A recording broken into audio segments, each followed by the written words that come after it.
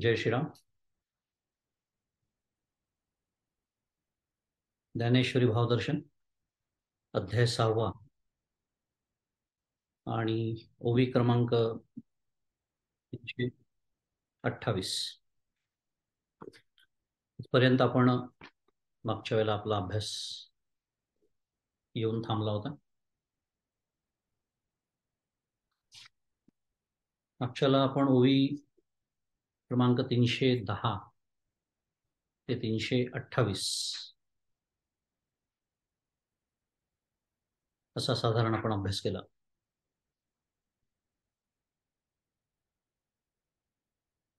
योग्याचा योग जेव्हा सिद्ध होतो तेव्हा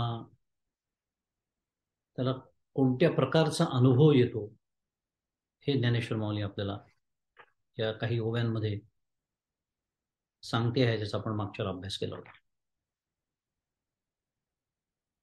अर्थातच तिथे आपण पुष्कळ केला विचार मागच्या वेळेला की तिथे द्वैताला आता अजिबातच स्थान उरलेलं नाही. म्हणजे आपण द्वैत खूप स्थूल अर्थाने आपण बोलतो हा शब्द, किंवा आपण जेव्हा कोणी द्वैत असा शब्द उच्चारला, आपण वाचला, ऐकला, की आपल्या डोळ्यासमोर खूप स्थूल विचार असतात द्वैताचे. ते चुकीचे आहेत असा अर्थ नाही, पण ते अपूर्ण आहेत. कारण द्वैत स्थूलातलंही द्वैतच असतं आणि सूक्ष्मातलंही द्वैतच असतं. आणि द्वैत किती सूक्ष्म आहे याचा अनेक वेळा आपण विचार केलेला आहे. द्वैताची व्याप्ती म्हणजेच मायेची व्याप्ती. आपण द्वैत शब्द वापरतो, पण द्वैत, माया, द्वैताची व्याप्ती, मायेची व्याप्ती प्रचंड आहे. आपण अगदी माया शब्द बऱ्याच वेळा वापरतो, त्याला जीवाच्या संदर्भात अविद्या म्हणतात वगैरे. हा शास्त्रीय विचार जरी बाजूला ठेवला तरी प्रत्यक्ष आपला जो मायेशी संबंध येतो, तो जाग येण्याचा जो क्षण असतो आपला, पहिला क्षण म्हणत नाहीये मी, मुद्दाम तो बाजूला ठेवूया. पण ज्या क्षणी मला आता शास्त्रीय भाषा वापरायची झाली तर सविशेष आणि सविषय जाणीव व्हायला सुरुवात होते, तिथपासून मायेला सुरुवात होते, तिथपासून द्वैताला सुरुवात. कारण त्या शब्दातच आहे सविषय, विषयासह. याचा अर्थ त्रिपुटीला सुरुवात झाली. कुठल्या तरी विषयाची मला जाणीव झाली, अरे आज उठायला उशीर झाला, अरे मीटिंग आहे, अरे ऑफिसला जायचं आहे, वगैरे वगैरे. कुठलाही जो कुठला आपला कुठला विचार असेल, पहिला विचार प्रत्येकाने आपापला करावा झोपेतनं उठल्यानंतर. संकल्प 99% वेळेला परमेश्वर सोडून बाकीचेच विचार असतात.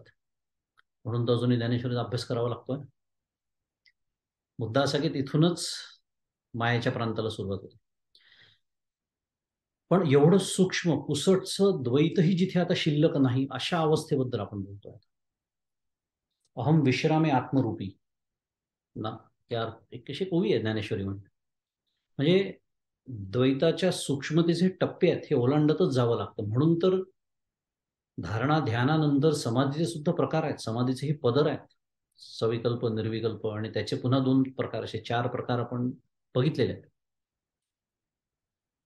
आणि म्हणून माऊली तिथे आठवण करून देते की ऐसे शब्द जात मागवते सरे, तिथे संकल्पाचे आयुष्य पुरे, वाराही जेथन शिरे विचाराचा. आता तिथे विचार शिल्लकच नाही आहेत. कारण आपण मनोबोधाला सुरुवात केली, त्याच्यामध्ये मनाचा खूप विचार केला आपण मागच्या सोमवारी, या आठवड्यातलीच गोष्ट आहे. आणि छान आहे मनाचा तो, फार सुंदर त्या दिवशी आपला विचार झाला तो. पण मनाचं ज्या ज्ञानेश्वरीतल्याच ओव्या घेतल्या आपण मनोबोधाचा अभ्यासाच्या निमित्ताने. पण ज्ञानेश्वर महाराजांनी पुढे इतकं सुंदर मनाचं वर्णन केलेलं आहे की मन म्हणजे नेमकं काय, फारच अप्रतिम वर्णन आहे. की जणू काही या सगळ्या गोष्टींचं चांचल्य एकत्र करावं आणि त्याला मन म्हणावं. मन म्हणजे त्याला, मन हा शब्द भासात्मक आहे असा विषय तिथे आला होता. त्याच्यामुळे आपण तो अभ्यास केला की भासात्मक आहे म्हणजे काय, म्हणजे काय मन अस्तित्वात नाही का, असं म्हणायची तर कोणाचीच ताकद नाही. आपल्या सगळ्यांनाच रोजच्या पातळीवर मनाचा अनुभव येतो, प्रतिक्षणी येतो, रोजच्या कशाला. मग असं असताना मन नाही असं कसं म्हणतात, भासात्मक आहे असं कसं म्हणतात. किंवा आता मी जे वर्णन केलं की या सगळ्या यांचं वायुतत्वाचं चांचल्य म्हणजे मन, म्हणजे तरी नक्की काय? पुन्हा तो प्रश्न राहतोच मनामध्ये. शुद्ध मराठीत give me some tangible answer म्हणतात. Give me something that I can latch on to. मराठीत बोललं की लगेच जास्त चांगलं कळतं. दुर्दैवी परिस्थिती आहे. असो, बोलण्याचा उद्देश असा की खूप अमूर्त बोलणं होत आहे. काहीतरी नक्की द्या आम्हाला, की म्हणजे म्हणायचं काय आहे तुम्हाला? म्हणायचं तेच आहे, कळत नाही. त्याचा अर्थ असा आहे की आपण त्याच्यासाठी ते समजून घेण्यासाठी आपण एक उदाहरण घेतलं होतं. एक शांत सरोवर असावं आणि त्या सरोवरावरती जो तरंग उठतो, बस ते अंतःकरणाचे चार पदर ते सगळं सोडून देऊ शकतात. खूप वेळा विचार झालेला आहे. पण त्यालाच मन म्हणायचं. मन म्हणून असं वेगळं काही नाहीच आहे. म्हणजे काय?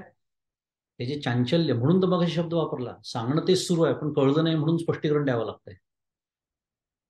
हा जो तरंग निर्माण होतो किंवा लाट निर्माण होते, ह्याला कारण ते चांचल्य आहे आणि म्हणून त्यालाच मन म्हटले. आणि हे जिथे हे चारही वृत्ती जिथे नाही, मनोवृत्ती, बुद्धिवृत्ती, अहमवृत्ती, चित्तवृत्ती, या चारही वृत्ती जिथे उठलेल्या नाहीत, असं जे अंतःकरण, त्याला केवळ अंतःकरण असं म्हणतात.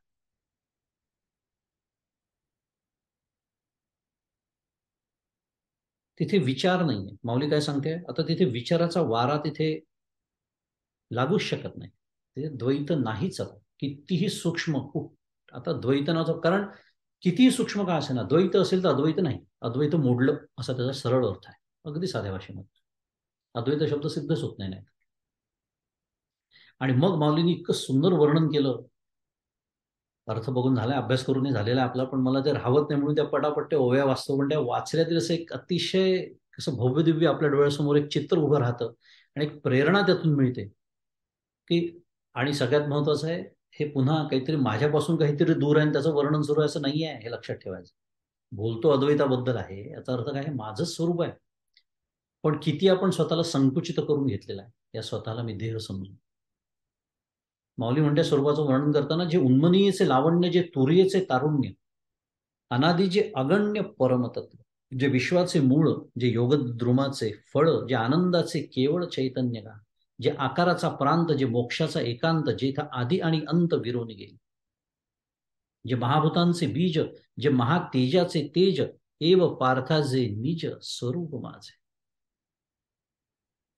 सुंदर ओव्या, अप्रतिम. व्यष्टी समष्टी सगळ्याचा संदर्भ आलेला आहे. महाभूतांचं बीज म्हटल्यामुळे, या विश्वाचं मूळ म्हटल्यामुळे समष्टीचा विचार आहे. स्वरूप माझे म्हटल्यामुळे व्यष्टीचाही विचार आहे. पण इतकं सुंदर आहे, योगद्रुमाचं फळ आहे, योगाचं ते फळ आहे, विश्वाचं मूळ आहे, आनंदाचं केवळ आहे, केवळ चैतन्य, उन्मनीयचे लावण्य आहे, तुरीयचं तारुण्य आहे. ही नाव आहेत त्या अवस्थांना. म्हणायचं झालं आता त्याला त्याला स्थिती म्हणतात खरं आता. आणि अवस्था या बदलणाऱ्या असतात, स्थिती कधी बदलत नाही. पुन्हा वेगळा विषय सुरू होईल. पण इतकं सुंदर वर्णन माऊलींनी केलं त्याचं, आणि ते सगळं आपण मागच्याला ऐकलं. आणि ते अनिर्वाच्य महासुख हे कोणाला लाभतं, एवढा एक शेवटचा विचार पाहू उजळणीचा भाग म्हणून, आणि आजच्या वाचनाकडे बोलू. हे जे अनिर्वाच्य महासुख, काय सुंदर शब्द आहे बा. एक एक म्हणून म्हणलं, आपल्याला पुन्हा वेळेची मर्यादा खूप असते, पण एक एक शब्द, कारण माऊली आहेत त्या, माऊलींच्या मुखातून आल्या, प्रत्यक्ष भगवंतांच्या मुखातून आलेले शब्द आहेत ते. तिथे विचारच करावा लागतो की अनिर्वाच्य, त्याचं वचन करता येत नाही असं अनिर्वाच्य, ज्याच्याबद्दल बोलता येत नाही. म्हणजे काय, किंबहुना सोय जीव आत्म्याची आहे, तिथे जे काय होय तया नाम सुख, नाही सांगता येत, त्याचं शब्दात वर्णन नाही करता येत. निरतिशय सुख आहे, अनिर्वाच्य आहे. पण मागच्या आपण दोन मुद्दे पाहिले होते. एक, मी सगुण साकार का होतो हे भगवंतांनी सांगितलं होतं, स्मरत असेल तुम्हाला. तो विषय सोडून देऊ, आठवत असेलच तुम्हाला. पण हे जे सुख आहे ते कोणाला लाभतं, ते साधक म्हणून आपल्या दृष्टीने हा विचार खूप महत्वाचा आहे की साधनाभ्यासाचा निश्चय ज्याचा फलप्राप्तीपर्यंत टिकतो, असा. सारखं सारखं या आपल्या सगळ्या सद्ग्रंथ वाचनाचा उद्देश असतो, मी काय करायचं आहे ह्याचं स्मरण मला सतत राहावं.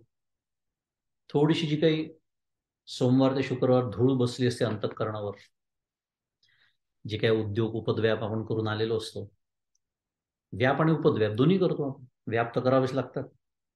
उपद्व्यापी चालतात आपले त्याच्याबरोबर. त्याच्यामुळे जी एक सारखी धूळ जी बसते, जसं घरात किती तुम्ही स्वच्छ घर घ्या, ते जी धूळ बसते झटकावं लागतं, घर झाडावं लागतं, पुसावं लागतं. हे जे ज्याला आपण मराठीमध्ये मेंटेनन्स असं म्हणतो. तर हा जो घराचा मेंटेनन्स आहे, त्याचा अंतःकरणाचे मेंटेनन्स करावा लागतो. त्याचा हा भाग आहे. स्मरण करून द्यायचं आहे स्वतःला, की आज अनुभव नसेल आला मला म्हणून काही निराश व्हायची गरज नाहीये. नाउमेद होण्याची गरज नाहीये. माझा जो संकल्प झालेला आहे, माझा जो निश्चय झालेला आहे, माझी जी श्रद्धा आहे ती डळमळीत होण्याची गरज नाहीये. फलप्राप्तीपर्यंत ते टिकवायचं आपल्याला. आणि हे मग याचा वेग वाढवता येतो का? पुढचा प्रश्न आहे. नक्कीच वेग वाढवता येतो. कसा वाढवता येतो? तेच पुढच्या ओळीत माऊलींनी मागच्या वेळेला सांगितलं होतं, की साधनच ज्यांनी आपले शरीर बनवले आहे. आणि आपण बोललो होतो त्या विषयावर, ज्याने आमूलाग्र आपल्या जीवन पद्धतीमध्ये बदल अपेक्षित आहे. आमूलाग्र. आपल्याला अनेक छंद असतात, तसा परमार्थ पण माझा एक छंद असेल. त्याला एक परमपूज्य काकांनी एक सुंदर दृष्टांत दिलं, तर आपण बोललो होतो की ते गल्लीमध्ये क्रिकेट खेळण्यासारखं आहे.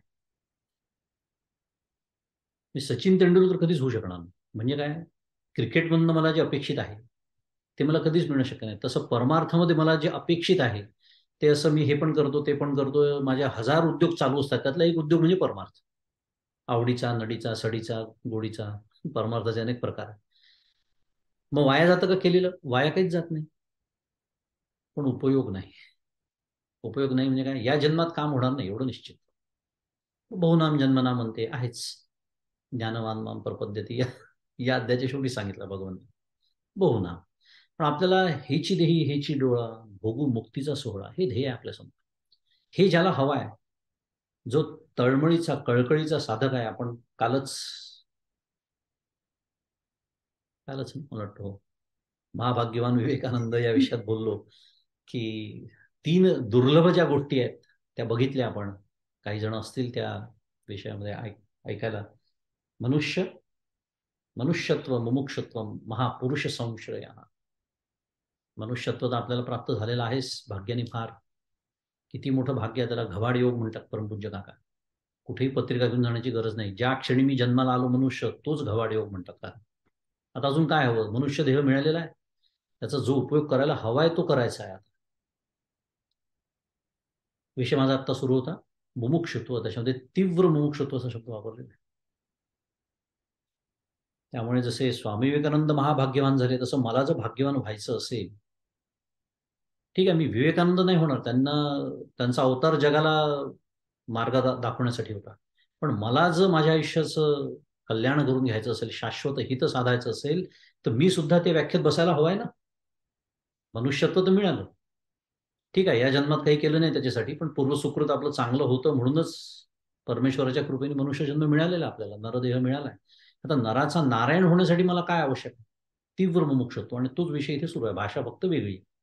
हे साधनच ज्यांनी आपलं शरीर बनवलंय, हे कोण करतो? ज्याला तीव्र मुमुक्षत्व आहे. मग मी बोललो तसं अनेक गोष्टींपैकी परमार्थ असा हा परमपूज्य काकांच्या भाषेत साईड बिझनेस नाही आहे, it is a main business.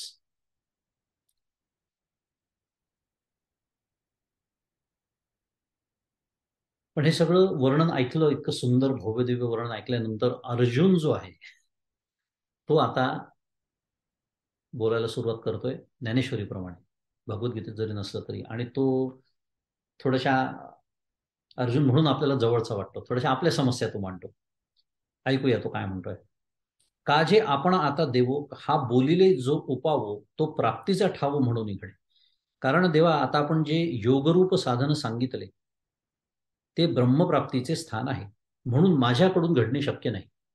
काय सुरुवात केली अर्जुनाने. म्हणून आपल्याला अर्जुन खूप आवडतो कधी कधी. असं वाटतं का रे बरं झालं, कारण आपल्याला जे बोलण्याची हिंमत नाही मोठ्याने, ते अर्जुन आपल्या वतीने बोलून टाकतो. ये अभ्यासी जे दृढ होती, ते भरवसेनी ब्रह्मत्वा येती, हे सांगतयाची रीती कळले मज. ह्या अभ्यासात जे स्थिर होतात तर ते खात्रीने ब्रह्मभावाला प्राप्त होतात. हे तुमच्या सांगण्याच्या पद्धतीवरूनच मला समजले. अर्जुनाने ते मान्यच करून टाकलं की अभ्यासात हे जे स्थिर होतात, इतकं सगळं वर्णन त्यांनी ऐकलं, सगळं योगाचं वर्णन सगळं, ते ब्रह्मभावाला प्राप्त होतात त्याची मला खात्री आहे. देवा गोठीची हे ऐकता बोध उपजतसे चित्ता मा अनुभवे तल्लीनता नोहेल की देवा योगाची ही नुसती प्रक्रियाच ऐकत असता चित्तात त्या विषयाचे यथार्थ ज्ञान उत्पन्न होते. म्हणजे काय ऐकलं असेल पहा अर्जुनाने. मग त्याच्या अनुभवाने तल्लीनता का बरे होणार नाही? इथे तल्लीनताचा अर्थ आत्ताच आपण जे बोललो ओवी क्रमांक 319 मध्ये काय म्हणाले माऊली? वाराही जेथे न शिरे विचाराचा.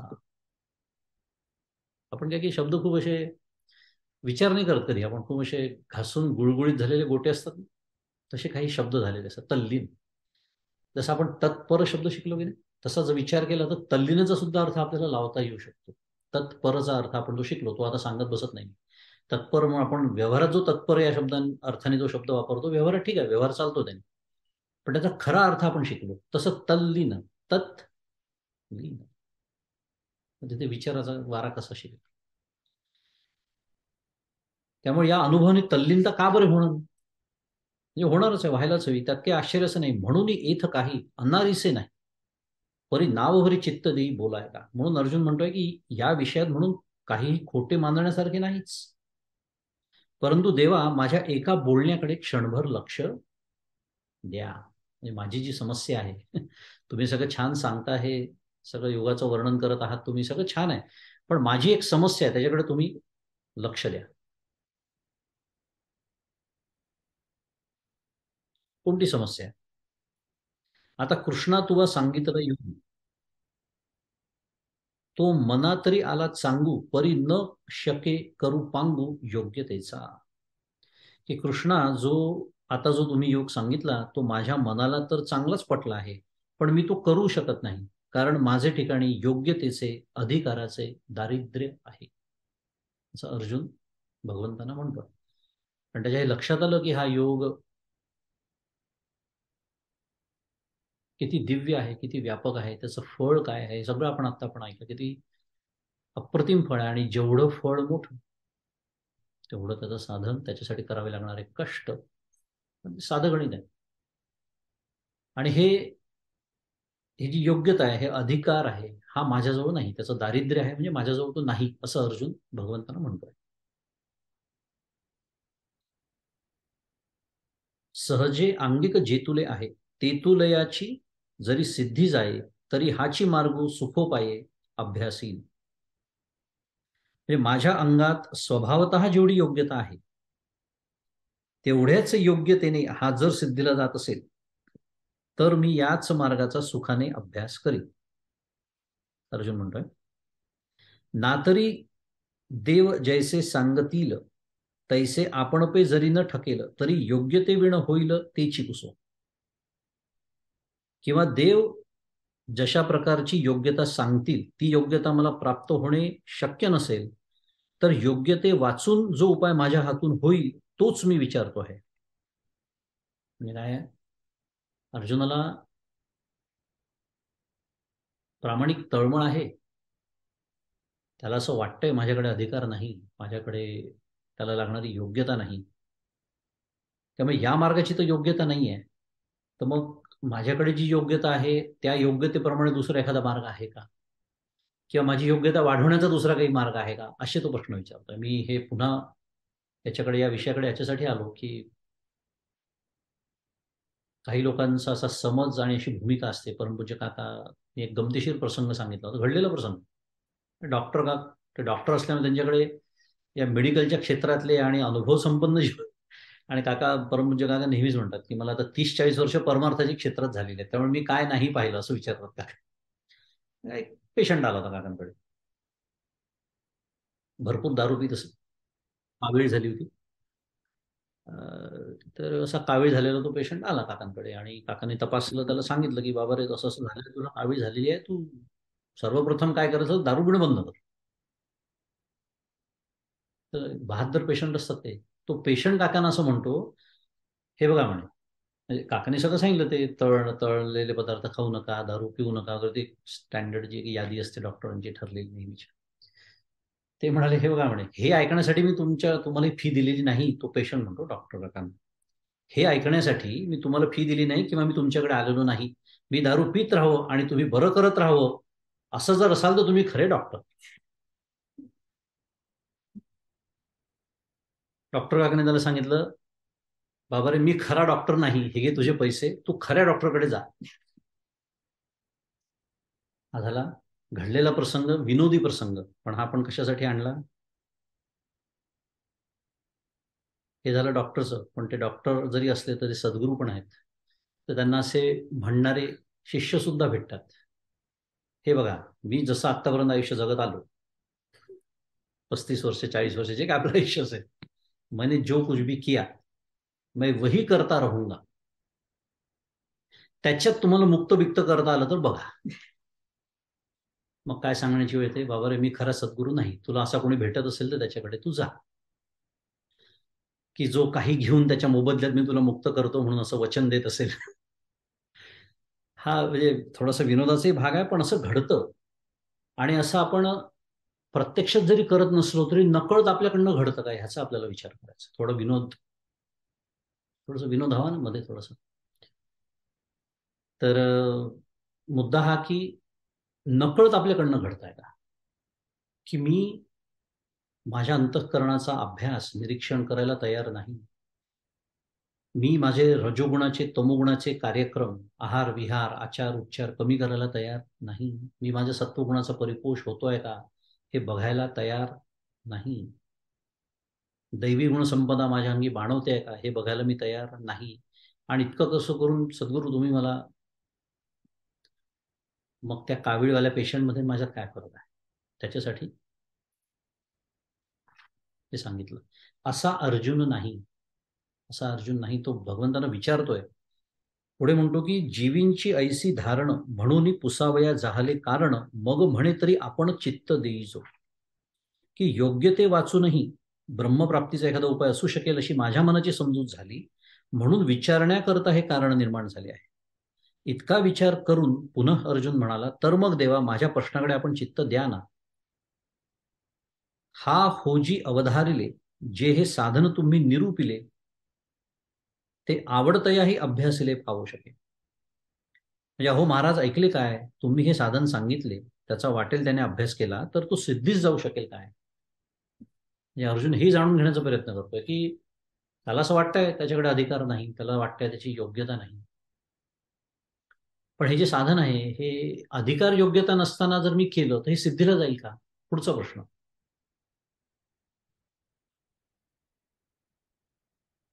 आता छान ओव्या आहेत आपल्यासाठी एक साधक म्हणून फार महत्वाच्या, की योग्य ते विण नाही ऐसे हन आहे काही, तेथे श्रीकृष्ण म्हणती काही धनुर्धरा, अथवा योग्य ते वाचून अधिकारा वाचून केलेला अभ्यास सिद्धीला जात नाही, असे काही आहे काय. अर्जुनच विचारतोय. तेव्हा श्रीकृष्ण म्हणतात की अर्जुना, हे काय बरे विचारतोस, is it even a question, असं ते विचारतायत.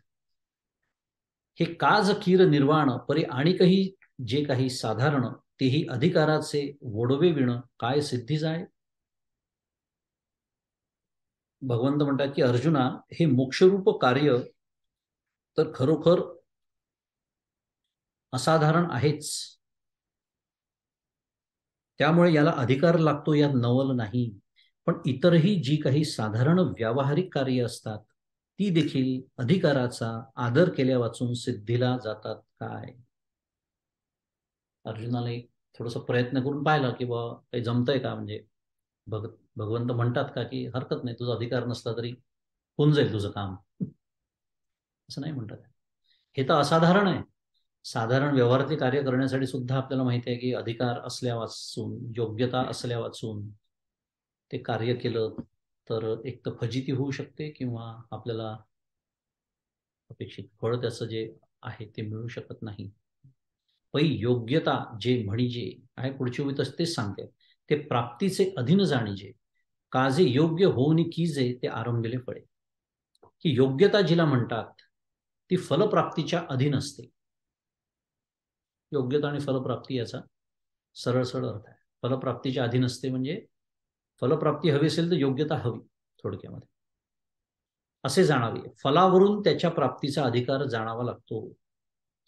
कारण अधिकार संपन्न होऊन जे कार्य केले जाते ते आरंभ करताच फलद्रूप होते. त्या अधिकाऱ्याला फलप्राप्ती होण्यास वेळ लागत नाही. थोडक्यामध्ये योग्यता, अधिकार हे जर व्यवहारातल्या गोष्टींसाठी पाहिजे, तर एवढ्या असाधारण गोष्टीसाठी तर किती मोठी योग्यता पाहिजे. अधिकार नसताना फल मिळालं असं होतं ना कधी कधी, पण व्यवहारामध्ये होतं कधी कधी. एखाद्याची काही लायकी नसताना त्याला भरपूर कधी कधी काही मिळून जातं. असे अनुभव येतात. पण इथे प्राप्त होणं याचा अर्थ प्राप्त होऊन टिकणं असा अर्थ आहे. असे अनुभव आहेत की बापाच्या पुण्याने मुलाला काहीतरी मिळालं, पण असेही अनुभव आहेत की पुढच्या फारच अल्पावधीमध्ये त्यांनी मिळवलेलं गमावलं. का? योग्यताच नव्हती. मिळण्याची योग्यता नसताना प्रारब्धाने मिळालं, टिकलं नाही. त्यामुळे योग्यता ही हवी, आणि जर योग्यता असेल, अधिकार असेल, तर फळ मिळतं, फलद्रूप होतं ते कार्य, असं भगवंत सांगतात. तरी तैसी येथ काही सावियाची केणी नाही आणि योग्यतेची काही खाणी असे. असे असल्यामुळे तर या योग फलाकरिता अधिकाराचा माल तसा काही सहज मिळणार नाही. आणि अधिकाराची कुठे खाण असते काय? म्हणजे अधिकाराचं काही कुठे दुकान आहे का, खाण आहे का, की जाऊन पैसे दिले अधिकार विकत आणला? किंवा खाणच आहे बा, कोणी यान घेऊन जा बादली भरून अधिकार, असं काही आहे का? असं काही नसते. याचा अर्थ काय? त्याच्यासाठी कष्ट करावे लागतात, अधिकार कमवावा लागतो. आणि इथे अधिकार याचा अर्थ पुन्हा नेहमीसाठी लक्षात ठेवायचं, पुन्हा कोणाच्या मनात कुठे काही किंतु असेल, तर याचा कुठल्याही जाती धर्म वर्णाशी संबंध नाही. अधिकार याचा अर्थ योग्यता, योग्यता याचा अर्थ मगाशी जे सगळं आपण बोललो, दैवी गुण संपदा, दैवी गुण संपन्न असणं. ती कोणती दैवी गुण संपदा आहे भगवद्गीतेत सांगितली. अभयम सत्व संशुद्धीपासून सुरुवात. साध्या भाषेत आपण त्याला सत्वगुणाचा परिपोष बोललो होतो. रजोगुणाचे कार्यक्रम कमी करणं, ती ओवी आठवायची. मधनं मधनं आपल्याला ती सारखी कामात येते. जेव्हा निरार्थता नाही तेव्हा व्यापार असे काय. व्यापार हा रजोगुणाचा कार्यक्रम, निरार्थता हा सत्वगुणाचा कार्यक्रम. आपल्या अंतःकरणाचा अभ्यास करायचा. एका रात्रीत ती जाणार नाहीये, मान्य आहे, पण ती हळूहळू कमी होते आहे की नाही, त्याची तीव्रता कमी होते आहे की नाही, मराठीत आपण इंटेन्सिटी म्हणतो, हे तरी लक्षात आलं पाहिजे. हा प्रगतीचा आलेख जो आहे ना, तो चढता पाहिजे. थोडं त्याच्यामध्ये मी जसं नेहमी सांगते उदाहरण, स्टॉक मार्केटचं नेहमी उदाहरण देतो. एखाद्या कंपनीचा स्टॉक असतो, तो स्टॉक वर गेला म्हणतो आपण, गेले 5 वर्ष 10 वर्ष. याचा अर्थ काय कधी खाली गेलाच नव्हता का? गेला होता ना, थोडंसं असं खाली वर खाली असं म्हणण्याचा एकंदरीत जो आलेख आहे तो चढत आहे. कधी साधना चांगली होते, कधी होत नाही. परमपूज्य काका सांगतात, तर साधनेचा फॉर्म असतो. हे सगळं कोणाला कळतं? जो प्रामाणिकपणे साधन करतो ना त्याला कळतं. एखाद दिवशी अतिशय उत्कृष्ट साधना होते, आपल्यालाच खूप आनंद होतो. कधी कधी नाही होत, चित्त अत्यंत विचलित असतं. कितीही प्रयत्न केला तरी त्या दिवशी काहीतरी असं घडलेलं असतं म्हणा, किंवा कधी कधी काही कारण नसतं तरी सुद्धा चित्त शांत नाहीच होत. ते एखाद्या बंडखोर मुलासारखं कधी कधी ते ऐकतच नाही. येतात असे अनुभव. पण मी म्हणून म्हणलं, लुक ॲट द पॅटर्न, तो आलेख बघायचा. तसं एक एकंदर कुठे चाललंय ते, आपली प्रगती वर जाते का खाली चालली, म्हणजे प्रगती होते की अधोगती होते. अधिकार कमवावा लागतो, तो कमवता येतो. आणि ह्यालाच म्हणतात प्रकृतीवर विजय मिळवण्यासाठी जो खडा होतो तो माणूस किंवा मनुष्य, ही जी व्याख्या स्वामी विवेकानंदांनी केलेली आहे, ह्याला म्हणतात प्रकृतीच्या बरोबर. कारण प्रकृतीने मला देणं दिलेलं आहे, वासना घेऊन आलेलो आहे मी, जन्म त्याच्या संगीत झालेला आहे आपला. तर त्या वासनानुसारच जीवन जगत राहणं, याला प्रवाह पतित. Only dead fish travel with the stream, अशी म्हण आहे इंग्लिशमध्ये. तो जिवंत मासा असतो, तो प्रवाहाच्या विरुद्ध पोहतो, तो खाली जातो, तो वर जातो, किती खोलिया पाहतो पाण्याची, इकडे काय आहे तिकडे काय आहे, प्रवाह जिकडे येतो तिकडे काय आहे. पण जर मेलेला मासा असेल तर तो प्रवाह पतित, तो पाण्याबरोबरच वाहत जातो, त्याला या गोष्टी करणं शक्य नसतं. ह्याला म्हणायचं अधिकार प्राप्ती, ह्याला म्हणायचं प्रकृतीच्या विरुद्ध खडा उभं राहणं, खडा होणं. नावेक विरक्तू जाहला देहधर्मी नियतू, तरी तोही नवे व्यवस्थित अधिकारी.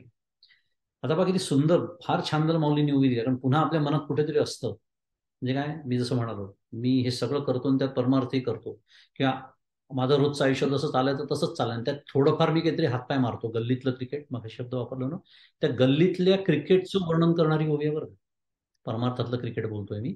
माऊली म्हणते की एखादा पुरुष थोडासा विरक्त झाला, थोडासा आहारादी देहधर्माविषयी निग्रह करणारा झाला, तर तो देखील अधिकारी व्यवस्थित नाही, हे पुरेसं नाही.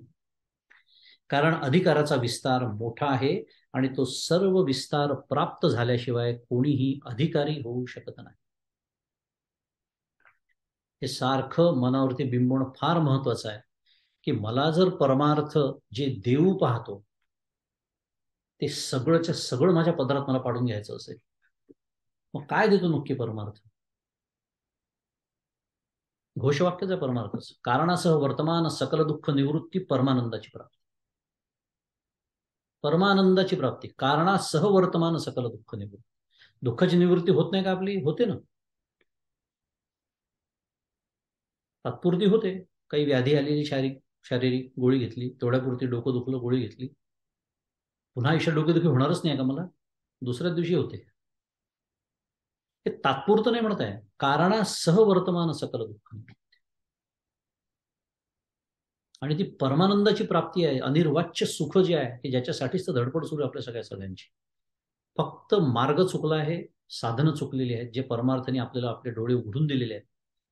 संतांनी, शास्त्रांनी, सद्गुरूंनी डोळे उघडले आहेत की अरे सुखच हवंय ना तुला, फक्त तुझी दिशा चुकली आहे. सुखाकडे नको जाऊ, सुखरूपतेकडे जा, म्हणजे पुन्हा तुला सुखी व्हावं लागणार नाही. कारण जो सुखी होतो तो दुःखी होतो, हा नियम आहे.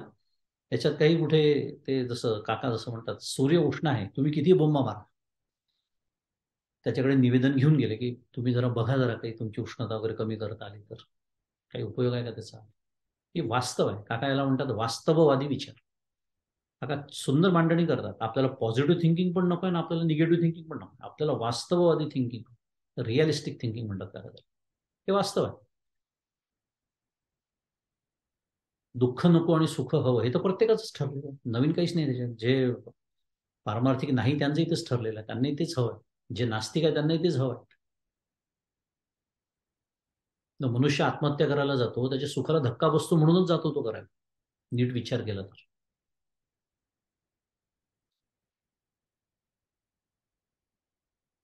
पण जो सुखी होतो, ज्याला सुखी व्हावंसं वाटतं, ज्याला दुःखी व्हावंच लागतं, हा नियम आहे.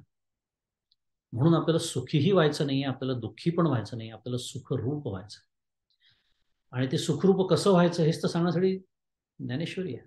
तेच तर आपण शिकतो आहोत, ऐकतो आहोत.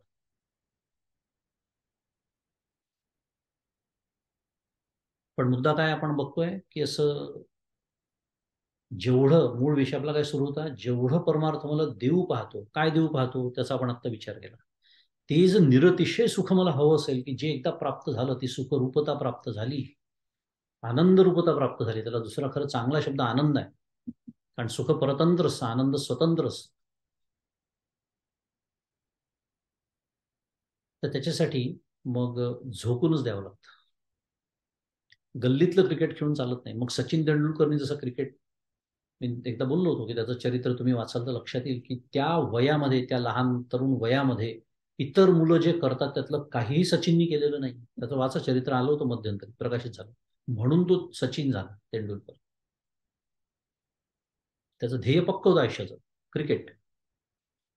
तसं हे जोपर्यंत आपलं ध्येय परमार्थ ठरत नाही आयुष्याचं, आणि बाकीची छोटी मोठी जी, ज्याला खरं कर्तव्य म्हणतात पण त्यालाच मी ध्येय समजून चालतो, मग हे प्राप्त होऊ शकत नाही. त्यामुळे थोडासा विरक्त झाला, थोडंसं मी देहधर्माविषयी निग्रह करणार झालो, त्यांनी होत नाही. अधिकाराचा विस्तार फार मोठा आहे. आणि हे बहुतांश वेळेला प्रापंचिक माणसाला ऐकायला आवडत नाही. त्याला इतका प्रिय असतो तो प्रपंच की त्याला ऐकायला हे आवडत नाही. पण आपल्याला जे आवडतं ते ऐकवण्यासाठी संत आलेले नाहीत,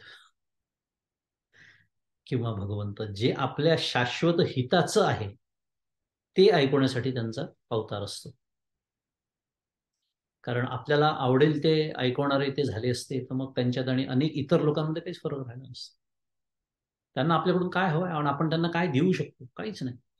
इतके निस्वार्थी ते संत, त्यांना माझ्याकडून काही नको आहे. ते मला आवडेल आणि मी खुश व्हावं असं का बोलतील? माझ्या हिताचंच ते सांगणार आहे. आणि ते हे सांगतात आहे. ये तुला तिये आयणी माझी येवढे योग्यपण तू तेही जोडे ऐसे प्रसंगे साकडे फेडिले तयाचे.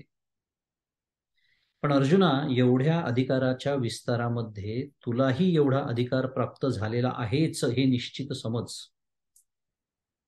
मध्ये श्री ज्ञानदेव श्रोत्यांना म्हणतात की अर्जुनाला माझे ठिकाणी योगाचा अधिकार आहे किंवा नाही, ही जी संशयाची अडचण निर्माण झाली होती ती भगवंतांनी या प्रसंगाने दूर केली. अर्जुनाला वाटलं माझ्याकडे नाही आहे अधिकार, योग्यता. माझं उलट होतं, मला नसताना आहे असं वाटतं. 80% 16% 4%. परमपूज्य काका म्हणतात सेफ म्हणजे काय? सुरक्षित मार्ग कोणता आहे? आपण स्वतःला आपण त्या शेवटच्या 4% आहे असं समजू नये. फार हौस असते आपल्याला, कारण काय आहे की 4 ग्रंथ मी वाचलेले असतात, मला ते कळायला लागतात, कधी कधी मी त्याच्यावर बोलायलाही लागतो. कुठेतरी नकळत एक अशी प्रतिमा, म्हणजे मराठीत इमेज तयार होते.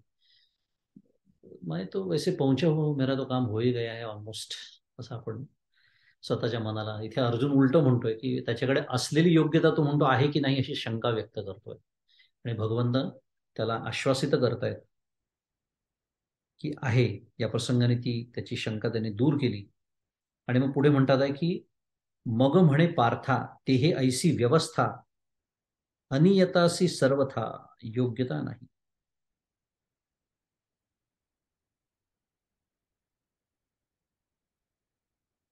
हा जो अधिकाराचा विस्तार आपण आता बोललो ना, त्याचं एक वाक्य, एका वाक्यात जर ते सांगायचं झालं तर आपली जी साधना आपण करतो आणि परमार्थाला अपेक्षित जी साधना, आणि साधना याचा अर्थ इथे अधिकार असा होतो, याच्यात पडणारं हे जे अंतर आहे ना, हा विषय सुरू आहे. आणि त्याला मग कधी कधी डॉक्टर काका साधना भास असंही म्हणतात. आणि मग अनेक वर्ष काहीतरी केलेलं असतं, प्रत्यक्षात झालेलं काही नसतं. परमपूज्य काकांची वाक्य सांगतो. आणि मग काय होतं, मग माझ्या गावामध्ये एक टेकडी असते, मी त्यालाच एव्हरेस्ट म्हणायला लागतो. आणि मी त्याच्यावर चढून आलो की मी एव्हरेस्ट पादाक्रांत केला, असं आपण स्वतःच एक आपलंच आपलं कौतुक करून त्याच्यात खुश राहतो. आत्मवंचना असा शब्द आहे त्याला. तसं होऊ नये याच्यासाठी हा विचार आहे. मग देव म्हणाले की अर्जुना, या योगासंबंधी असा नियम आहे की इंद्रिय मनांचा निग्रह न करणाऱ्याला या विषयात मुळीच अधिकार नाही. शेवटचं सांगून टाक. अधिकाराची व्याप्ती खूप मोठी आहे, पण त्या अधिकाराचं मर्म काय आहे, तर इंद्रिय आणि मनांचा निग्रह जो करत नाही त्याला या विषयामध्ये मुळीच अधिकार नाही. तो योगी नाही होऊ शकत. आणि मग योगी कोण होऊ शकतो हे सांगण्यासाठी आता पुढचा श्लोक आहे.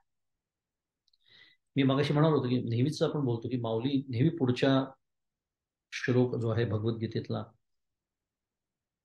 त्याचं उपोद्घात किंवा त्याची प्रस्तावना किंवा त्याची संगती लावून देते.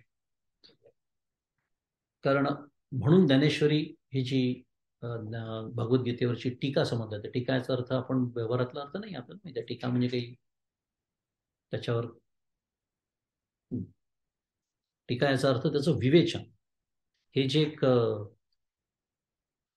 संगती लावून देणं आहे. भगवंतांच्या जे मनोगत आहे त्याचा जो भावार्थ आहे, भगवंतांना काय म्हणायचं आहे भगवद्गीतेमध्ये, याचं विस्तृत विवेचन म्हणजे टीका, सविस्तर स्पष्टीकरण म्हणजे टीका. तर त्याप्रमाणे आता भगवंतांनी 16वा श्लोक आपल्या पुढे येतोय. नात्यश्नतस्तु योगोस्ती न चैकांत मनश्नत न चाती स्वप्नशीलस्य जागृतो नैवचार्जुन. थोडा जलद गतीने म्हटलं मी. नात्यश्नतस्तु योगोस्ती, नचैकांत मनश्नतः न चाति स्वप्नशीलस्य जागरतो नैव च अर्जुन.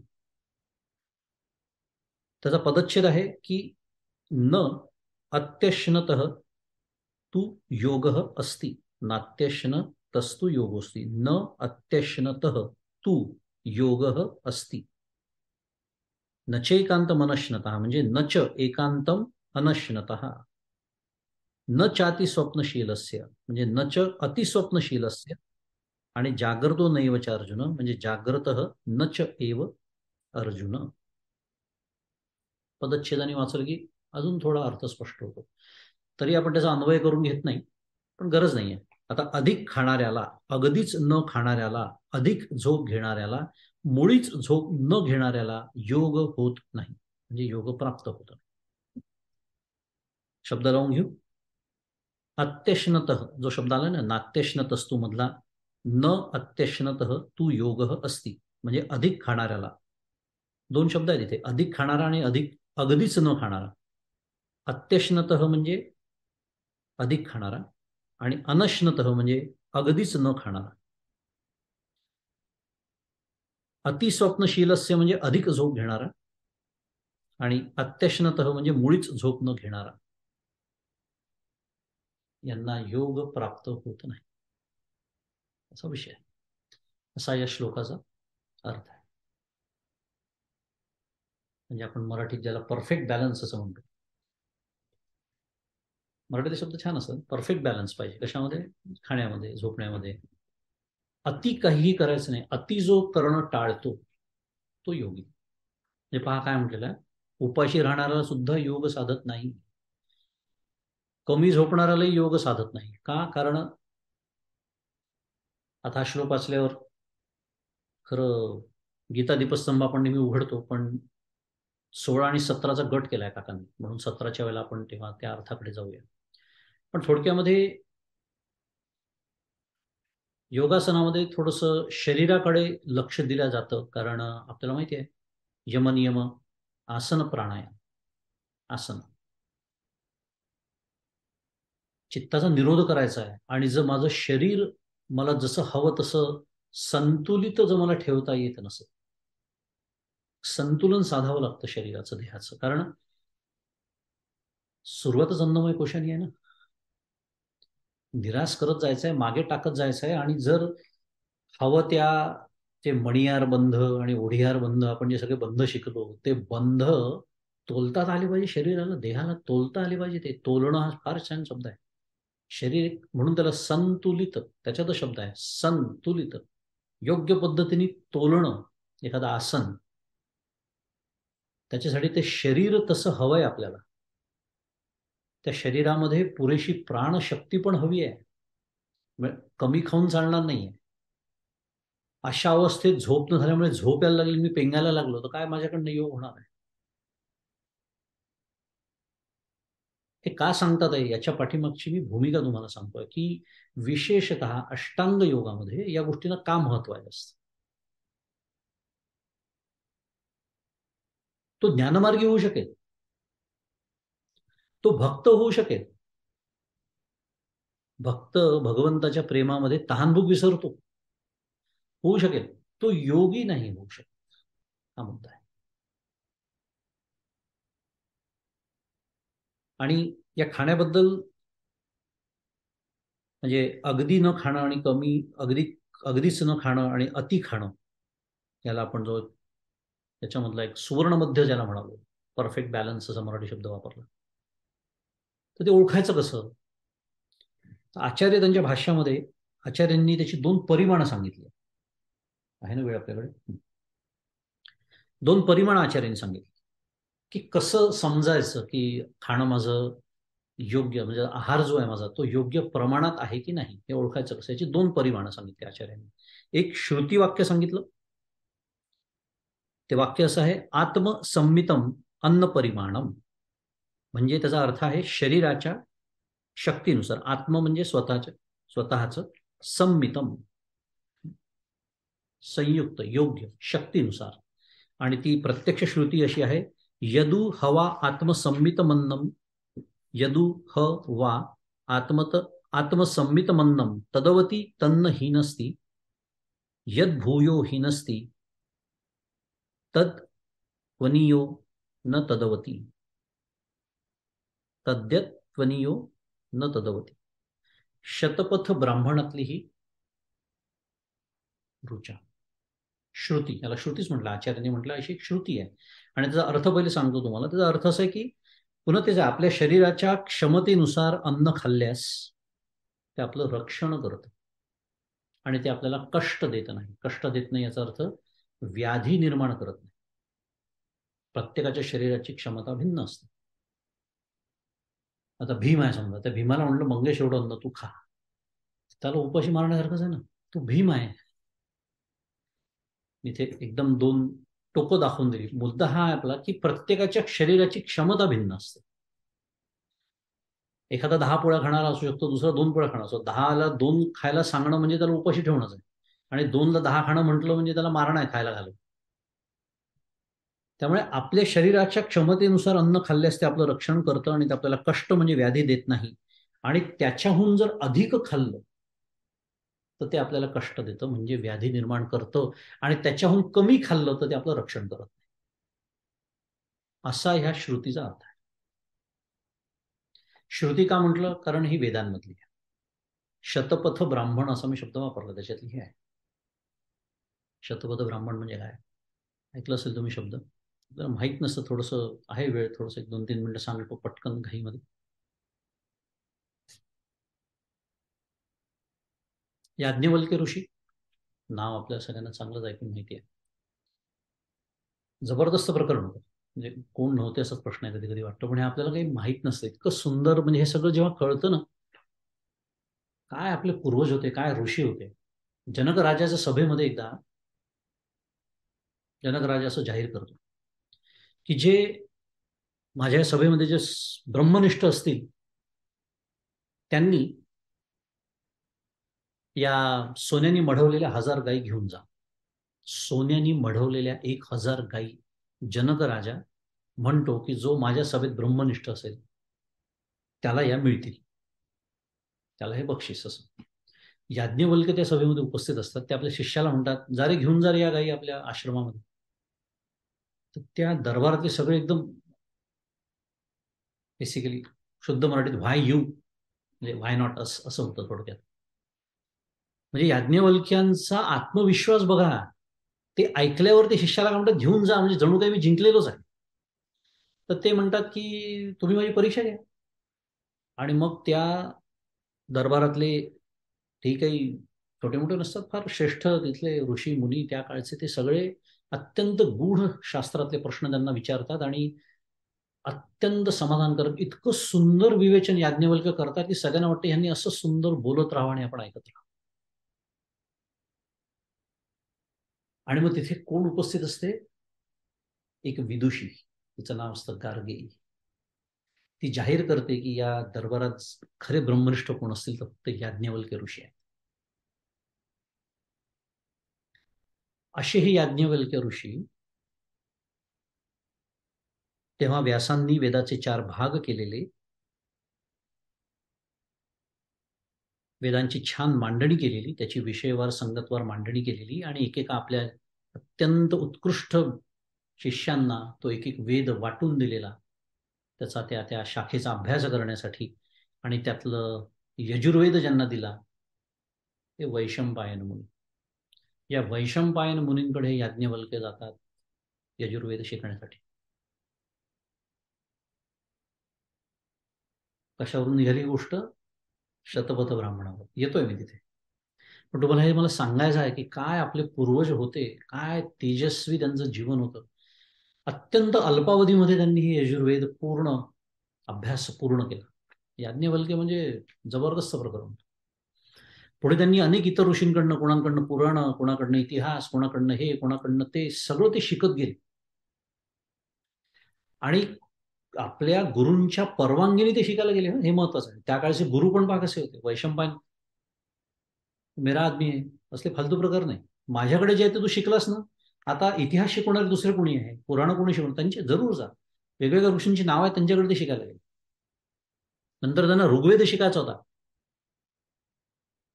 शाकल्य मुलींकडे ते आले. शाकल्य मुनींकडे याज्ञवल्क्य ऋग्वेद शिकण्यासाठी आले. आणि तिथे कसा प्रसंग घडतो, ऋग्वेद सुद्धा त्यांनी अत्यंत अल्पावधीमध्ये आत्मसात करतात ते. आणि तिथे त्या काळच्या पद्धतीला सुद्धा पहा, त्या शाकल्य मुनींच्या आश्रमाला तिथला जो राजा, त्याचं नाव आता मला आठवत नाहीये, आठवेल नंतर. त्या राजाचं महत्व एवढं नाही, नावाचं एवढं महत्व नाही, पण त्या राजाचा आर्थिक त्याला काय असतो, आश्रय असतो त्या आश्रमाला ऋषींच्या.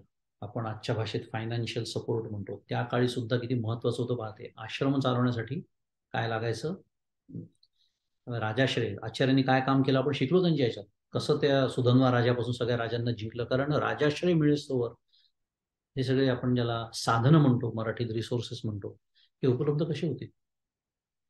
तर त्या राजाचा आश्रय त्यांना असतो. आणि त्या शाकल्य ऋषी यज्ञ वगैरे झाला की त्या यज्ञाचं ते अभिमंत्रित पाणी असतं ते त्या राजासाठी दरबारात पाठवत असतात, अशी त्यांची पद्धत असते. शेवटी फायनान्शियल सपोर्टर आहे. तर एक दिवस हे काम याज्ञवल्क्यांना करावं लागतं. ते सांगतात, याज्ञवल्क्य तुम्ही जा, हे अभिमंत्रित पाणी राजासाठी घेऊन जा दरबारामध्ये. याज्ञवल्क्य जातात, गुरूंची आज्ञा. तिथे जातात तर हा राजा जो असतो तो आपल्या भोगैश्वर्यामध्ये, विलासामध्ये मग्न असतो, असं त्यांच्या लक्षात येतं. आणि तो तीर्थ स्वीकारायला नाही म्हणतो म्हणा, नकार देतो म्हणा, किंवा तो त्या भानावरच नसतो तीर्थ स्वीकारण्याच्या.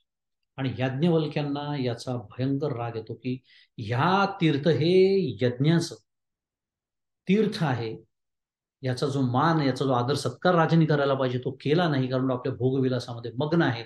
म्हणून ते तीर्थ तिथल्या खांबावरती टाकून देतात आणि चालले जातात. त्या खांबाला पालवी फुटते असं वर्णन आहे. तीर्थाची ताकद अभिमंत्रित यज्ञाच्या.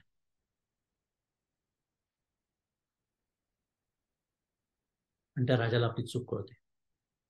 तो राजा शाकल्य मुनींना निरोप पाठवतो की तुमचा हा जो शिष्य माझ्याकडे आला होता त्याला पुन्हा माझ्याकडे पाठवा. म्हणजे त्याची योग्यता कळते त्या शिष्याची, कोण येऊन गेला आपल्याकडे. पण याज्ञवल्क्य नाही म्हणतात, यांनी एवढा अपमान केलेला त्या यज्ञाच्या अभिमंत्रित तीर्थाचा, त्या राजाकडे मी पुन्हा जाणार नाही. पण गुरूंच्याही आज्ञेचं अवलंबन होत आहे. गुरु म्हणतात आहे त्या राजाकडे जा, राजाचा निरोप आलेला आहे, यांना जायचं नाही आहे, म्हणून ते त्या आश्रमातून बाहेर पडतात. वैशंपायनांकडे परत येतात. बाकी ऋग्वेद वगैरे शिकून झालेला असतो. वैशंपायनांच्या आश्रमामध्ये एक छोटासा प्रसंग घडतो. एक दिवस त्यांना ब्रह्मवृंदांच्या सभेला जायचं असतं वैशंपायन ऋषींना. आणि त्या सभेला जो उशीर झाला तर ब्रह्महत्येचं पातक लागत असतं. मी सांगतो ना, एक एक वर्णनं वाचली ना, काय आपल्याकडची अफाट सगळी व्यवस्था होती त्या काळी. त्या सभा व्हायच्या म्हणजे काय, तिथे चर्चाच व्हायची, शास्त्रावरती वादविवाद व्हायचे, रेकन्सिलेशन व्हायचं शुद्ध मन.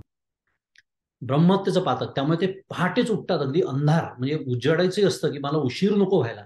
तर त्या अंधारामध्ये घाईघाईमध्ये त्यांच्या बहिणीचं एक नवजात अर्भक ते जन्माला आलेलं, त्याच्यावर त्यांचा पाय पडतो आणि ते गतप्राण. त्यामुळे त्यांना भ्रूण हत्येचं पाप लागतं. आणि हे सगळं घडल्यामुळे तिकडे जायला उशीर होतो, ते ब्रह्महत्येचं पातक केला.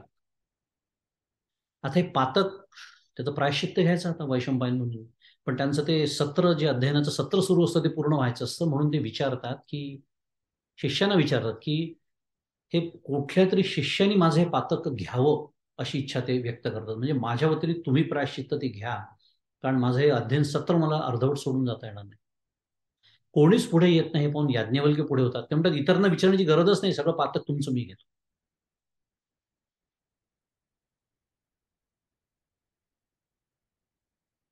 ह्याला वैशंपायन मुनी याज्ञवल्क्यांचा अहंकार समजतात. आणि ते याज्ञवल्क्यांना सांगतात, तू निघून जा माझ्या आश्रमातून. मी तुला जी विद्या दिली, तुला जो यजुर्वेद शिकवला, ती विद्या इथे सोड आणि निघून जा. याज्ञवल्क्य निघून जातात. अत्यंत अनपेक्षितपणे त्यांना दुसऱ्यांदा तो आश्रम सोडण्याची, तो म्हणजे गुरूंचा आश्रम सोडण्याची वेळ येते. मगाशी मी शाकल्य ऋषींचं सांगितलं, आता वैशंपायनांचं. ते तसेच निघतात, रात्रभर चालत असतात. पहाटे पहाटे एका नदीच्या किनारी येतात. त्यांना ती नदी पाहून छान आनंद होतो. स्नान करतात, सूर्याला अर्घ्य देतात आणि ज्ञानोपासनेसाठी सूर्याची आराधना सुरू करतात. पुन्हा निराश होऊन, हताश होऊन बसलेले नाहीत. असं 2 वेळा माझ्याच आयुष्यात का घडलं असं रडगाणं गात बसलेले नाहीत. सूर्याची आराधना, ज्ञानोपासना अशी वर्षानुवर्ष नाही संवत्सर निघून जातात असं वर्णन आहे. पण त्यांची ती ज्ञान पिपासा, ज्ञान लालसा बघून सूर्यनारायण एक दिवस प्रसन्न होतात आणि त्यांना ज्ञान देतात. ते सर्व ज्ञान सूर्यनारायणांनी दिलेलं, ते सर्व ज्ञान ग्रथित करण्यासाठी, शब्दबद्ध करण्यासाठी ते पुन्हा सरस्वतीची उपासना करतात. सरस्वतीची उपासना करून तिलाही प्रसन्न करतात आणि एका स्वतंत्र यजुर्वेदाची रचना करतात. आणि तो यजुर्वेद त्याला म्हणतात शुक्ल यजुर्वेद. आणि ह्याला शुक्ल यजुर्वेद म्हणतात म्हणून वैशंपायनांच्या यजुर्वेदाला कृष्ण यजुर्वेद. त्या शुक्ल यजुर्वेदामध्ये मंत्र आणि ब्राह्मण असे 2 भाग आहेत.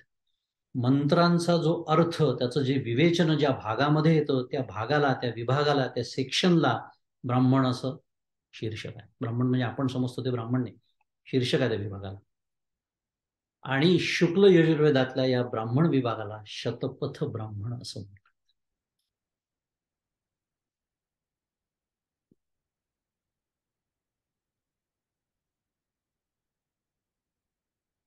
का सांगितलं? ही जी श्रुती आचार्यांनी आपल्याला सांगितली की ज्याच्यामध्ये वर्णन आलेलं आहे, अन्न किती घ्यावं म्हणजे ते शरीराचं रक्षण करतं आणि कष्ट देत नाही, व्याधी निर्माण करत नाही, हे वर्णन ज्या श्रुती म्हटल्यामुळे वेदातलं आहे, वेदात आलेलं आहे, ज्या शतपथ ब्राह्मणात आलेलं आहे, ज्या शुक्ल यजुर्वेदात आलेलं आहे, त्याचे जे करते याज्ञवल्क्य. तेवढ्यासाठी कथा सांगितली. पुढे खूप आहे, खूप सांगण्यासारखं आहे. एवढा आपल्याकडे वेळ नाही, वेळ तर संपलीच आपली आता वाचनाची. पण फार सुंदर त्यांचं पुढे विवाह होतो. कात्यायनी त्यांच्या पत्नीचं नाव. आणि जिथून मी कथा सुरुवात केली त्या जनकाच्या दरबारामध्ये, त्या सभेमध्ये जेव्हा हे एवढं तेजस्वी प्रतिपादन करत असतात ब्रह्मनिष्ठेचं, तेव्हा तिथे अजून एक व्यक्ती ते ऐकत असते. मगाशी मी ज्या विदुषीचं नाव घेतलं तिचं नाव गार्गेयी, तिची भाची जिचं नाव मैत्रेयी. ती अत्यंत प्रभावित होते याज्ञवल्क्यांमध्ये मुळे आणि तेव्हाच तिने त्यांना मनोमन वरलेलं असतं. तर ही गार्गी जी आहे ती मैत्रीला कात्यायनीकडे पाठवते आणि कात्यायनीची ती खास मैत्रीण होते.